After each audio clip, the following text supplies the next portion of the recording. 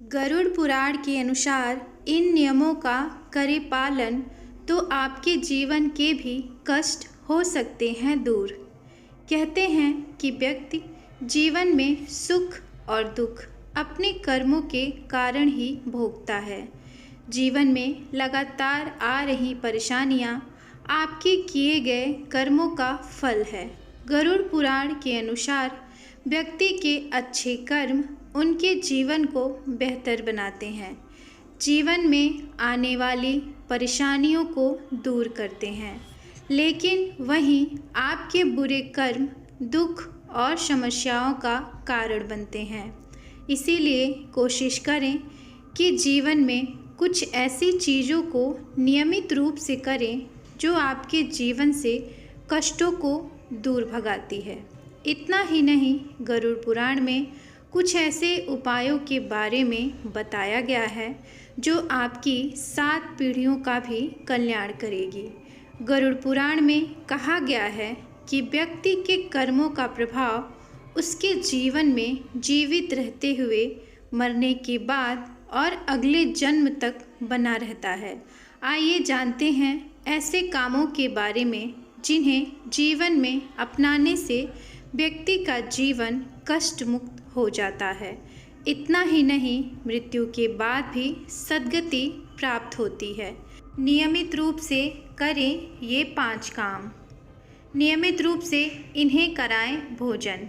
गरुड़ पुराण में कहा गया है कि भोजन बनाते समय डेली पहली रोटी गाय और आखिरी रोटी कुत्ते को खिलाएं। इतना ही नहीं, नियमित रूप से पक्षियों को दाना और चींटियों को चीनी और आटा खिलाने से जीवन में समस्याएं दूर हो जाती हैं। अगर संभव हो तो मछलियों को आटे की गोलियां खिलाने से आप अच्छे कर्म करते हैं।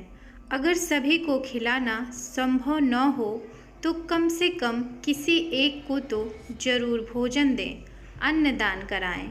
शास्त्रों में अन्नदान को महादान कहा गया है। कहते हैं कि गरीबों और ज़रूरतमंद लोगों को अन्नदान करने से व्यक्ति का खुद का जीवन ही नहीं बल्कि उसकी आने वाली 7 पीढ़ियों का जीवन भी संवर जाता है। इतना ही नहीं, कहते हैं कि परिवार पर लगे सभी दोष का भी नाश होता है। इसीलिए अपने सामर्थ्य अनुसार किसी गरीब या ज़रूरतमंद को अन्नदान करें, प्रभु का ध्यान करें।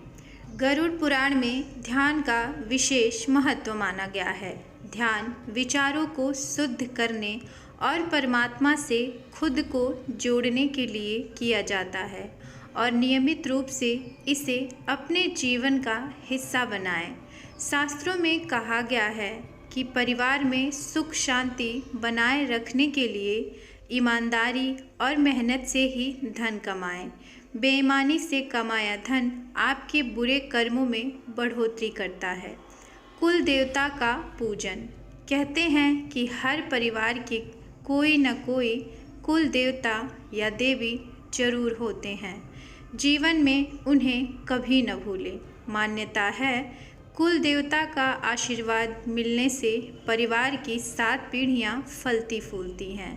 साथ ही कहा गया है कि अपने पितरों का सम्मान करें। उनका पूजन श्राद्ध आदि श्रद्धापूर्वक करने से आपका भी कल्याण होगा। भगवान को भोग लगाएं। जीवन में आपको जो कुछ भी प्राप्त हुआ है प्रभु की ही देन है और इसका शुक्रिया अदा करने का सबसे सही तरीका यही है कि भगवान को भोग लगाएं। आप जो कुछ भी खाएं पहले भगवान को भोग लगाएं।